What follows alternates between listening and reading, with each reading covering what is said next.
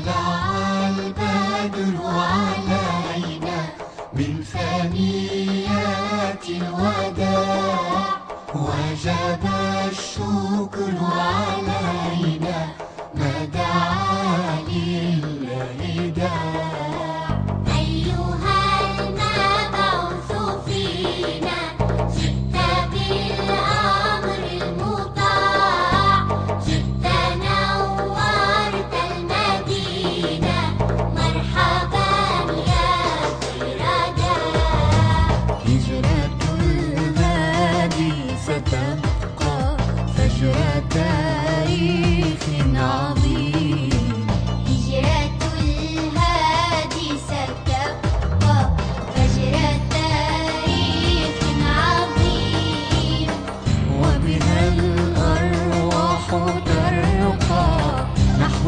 جنات النعيم طلع البدر علينا من ثنيات الوداع وجب الشكر علينا ما دعا لله داع أيها المبعوث فينا جئت بالأمر المطاع جئت نورت المدينة مرحبا يا خير داع مرحبا يا خير داع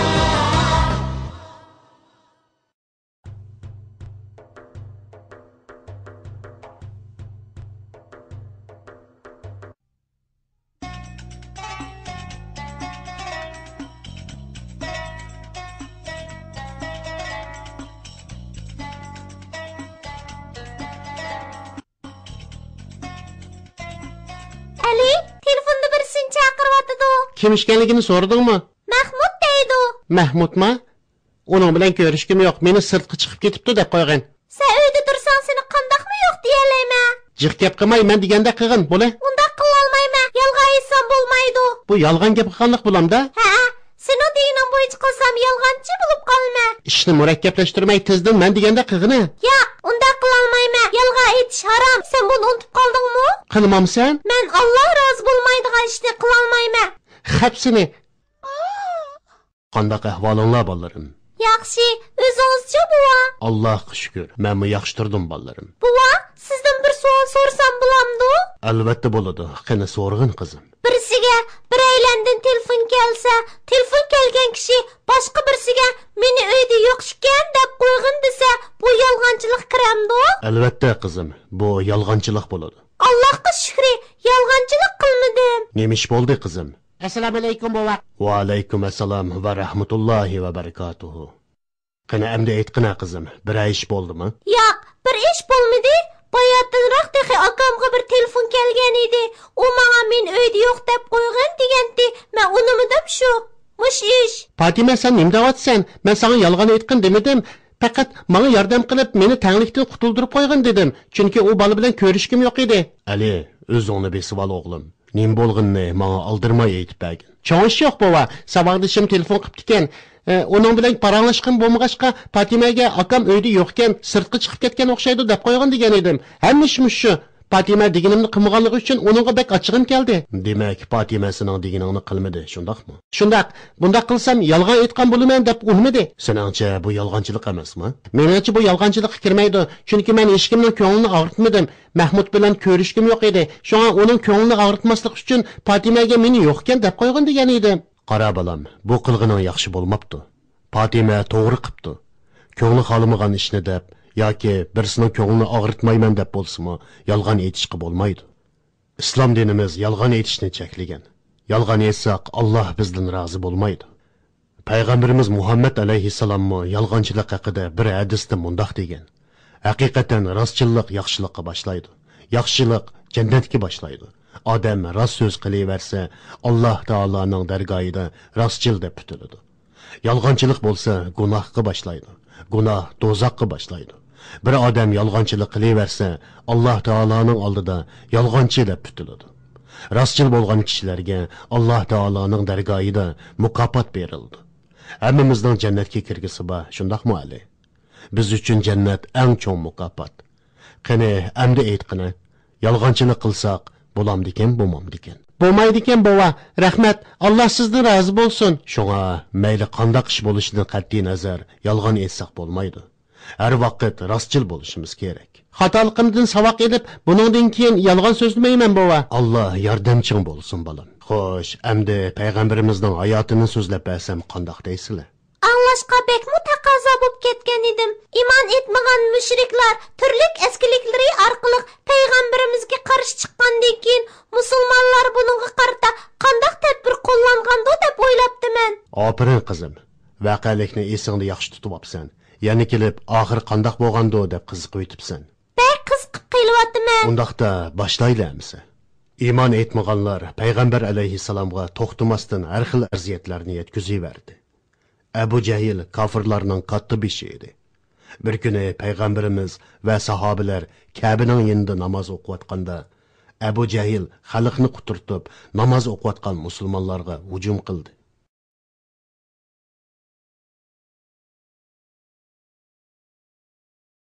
Ey Quraysh, ey Mekkiliklar, Muhammadga ergashgan Mekkadagi bu kishilar Ka'baning ulug'ligini ko'zga ilmay bu yerda namoz o'qimoqchi bo'lyapti. Bu kishilarning muqaddas Ka'baga daxl ta'ruz yetkazishiga qarab turamizlar. Albatta qarab turmaymiz. Ularning bu qilmishiga yo'l qo'ymaymiz. Ularni Ka'badan qo'g'lab chiqaramiz. Ha? Hamza payg'ambar alayhissalomning tog'isi bo'lib, Abu Jahlning payg'ambar alayhissalomga qarshi yomonlik qilayotganligini anglagan edi. Hamza haqiqatparvarligi va odilligi bilan mashhur bo'lgan. U shu yerda Abu Jahlning adabini berishga boshladi. Abu Jahl payg'ambarimizga aziyat yetkazib, uningga haqorat qilgan edi. Shundaqdimi payg'ambarimiz sabr qilib, islom da'vatini davomlashtirmoqda edi. Hamza Abu Jahlning yoniga kelib, "Jiyanimni haqoratlashga qandoq petinayotssan? Uni urmoqchimisan tag'i? Menmi Muhammadning diniga kirdim. U nima desa, men uni qo'llayman." deb o'qiyasining uch tarafi bilan Abu Jahlning beshiga urdi. Abu Jahlning beshi qonab ketdi. "Hamza, nochi bo'lsang Muhammadni yana bo'zaq qilib boqmamsan" dedi. Bu vaqtda Abu Jahl bir narsa deyishga petinolmay, u yerdan ketib qoldi.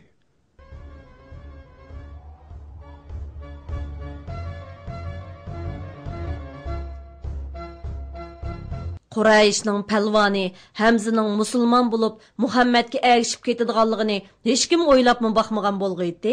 Biz musulmonlarga qarshi chiqib, ularga zarba bergan sari musulmon bo'lganlarning soni kundan kunga ko'payib zo'rayapti. Muhammad bu so'zlarni nerdan anglab keladigandir? Menmi bilmadim. O'qishni, yezishni bilmagan bir odamning shoir, notiqlarni hayron qoldirgudek darajada adabiy so'zlarni qilishi kishini o'ylantirdi. Adabiy so'zlar bo'lsa mayli tug'u. Nodon xalq bu so'zlarning Allohning kalomi ekanligiga ishinib qilyapti. Sirliq kuch-quvvatga ega bo'lgan bu odamga endi qandoqmi tankilalarmiz kintang. Muhammad kishilarni ostidan o'stanglar eqib turadigan jannatga kirsalar deb aldayotganligi uchun kishilar uningga ergishib ketyapti. Mushriklar payg'ambar alayhissalomga va uningga ergashgan har qanday kishiga qarshi edi.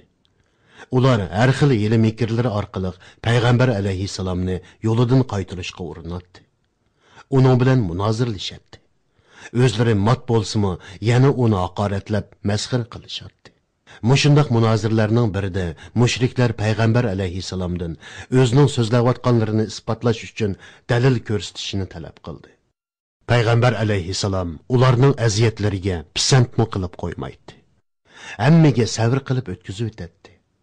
Chunki Makka mushriklari jahil va tarsa kishilar bo'lib, Alloh ularga qiyomat kunigacha kuchga ega bo'lgan Qur'onni nozil qildi. Bismillahirrahmanirrahim. Wa qalu lan nu'mina laka hatta tafjura lana min al-ardi yanbu'a aw takuna laka jannatun min nakhilin wa 'inabin fatufajjira al-anhara khilalaha tafjira.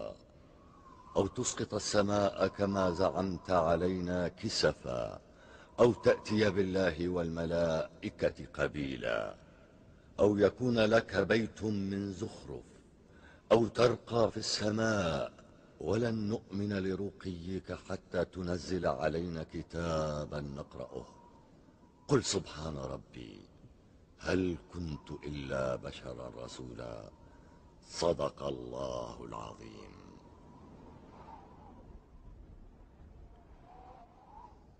Abu Cahil ko'rinmaydi-ku, nega ketdi? Qara, ana ovi yerda. Qo'liga tosh ilib opdi-ku. Qo'liga tosh ilib Muhammad bajoyiga ketib o'tibdi-ku.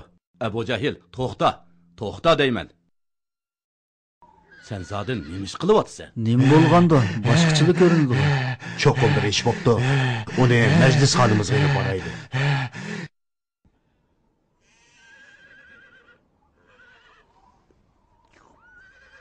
Nima bo'lganda? Boshqachilik ko'rinadi-ku. So'ramag'in, g'alati bir maxluq ko'rdim. Muhammad Ka'baning oldida sajdada edi. Beshiga tosh bilan uray deb tursam, oldimga bir bo'g'ri to'gi paydo bo'ldi. Umrimda bu suratlik to'gini ko'rib boqmagan edim. Men Muhammadga yaqinlashgan sari u meni yevtirgandek oldimga keldi. Qo'rqib qechib keldim. Bakli qo'rqib ketdim. Ey xaloyiq, quloq solinglar. Qo'limizdan kelgan hamma ishni qilib boqdik, ammo Muhammad va agash kuchlarini to'sib qololmadik. Ularni yo'lidan qaytira olmadik. Ularning qilmishi aromimizni buzdi, ma'budlarimizga haqorat qildi. Ular bilan to'xtamay qarshilashdik. Hatto yurt cho'lari ularga mol dunyo berganligini aytdi. Lekin ular buni qabul qilmadi. Bunga parvo qilmay, o'zining bilginini qilishyotdi. Oxiri biz, ya'ni men, Umayya, Abu Sufyan va Mughira har qaysilardan Muhammadga qarshi turish haqida maslahat olish uchun sizlarni bu yerga chaqirdik. Umayya quli Bilalning adibini bergandek, biz Muhammadning adibini obdan bir berib qo'ymasak, bo'ldi qilmaydigan o'xshaydi. Shunda qilaylik. Mush yerda o'tirganlardan kimning qul chakarlari Muhammadning so'zini anglab, uningga agassa, shu qul chakarlarining toza adibini berdiganligiga va'da bersin. Qulluqdan azod qilingan qullarni qanday qilamiz? Hammasi jazolanishi kerak. Xo'jayinlaridan tayg'in yesa, ondan Muhammadning yo'lidan qaytishidir.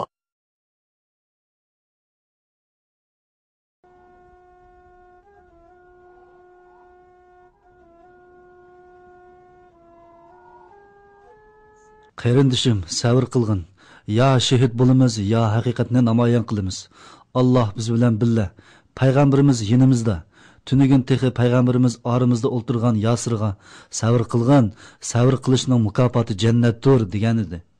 Ular bizni bakmi qiynayotdi. Alloh taoloning munu oyatini eslanglar. Alloh ishlarimizni oson qiladi. En kafara billahi min ba'di imanihi illa man ukriha wa qalbuhu mutma'innun bil iman, walakin man sharaha bil kufri sadra فعليهم غضب من الله ولهم عذاب عظيم. Yuqoridagi oyatlarga asosan biz majburlash ostida og'zimizla iymondan yonganligimizni bildirganligimiz uchun buningga hech qanday gunoh bo'lmaydi. Chunki qalbimiz mustahkamdir.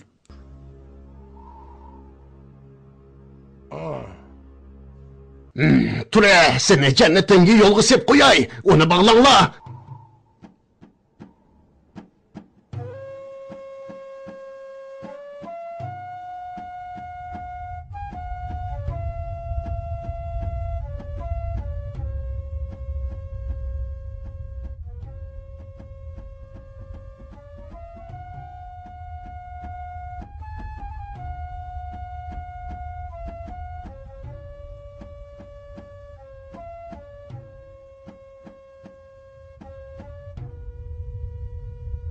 Mana mavi ilahimizga iman et. Allohga iman etaman.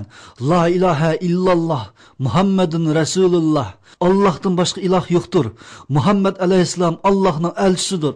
Allohning kuchlik bu yoki bizning ma'budlarimizmi? Sana bir bildirib qo'yay. Mana emsa. O't yoqib tayyor qildim begim. Endi nochilig'ingni bir ko'ray. Qani qanchalik chidaysankin, buning putqulini yeshib, o'tqa qaqlanglar. Alloh xolisa, atislarga bu voqeaning oxirini va yakigoni Allohga ishongan musulmonlarning qandoq azob uqubatga yo'liqqanligi to'g'risidagi voqealikni aytib beraman. Endi hammamiz birlikda namoz peshinni o'qiylik.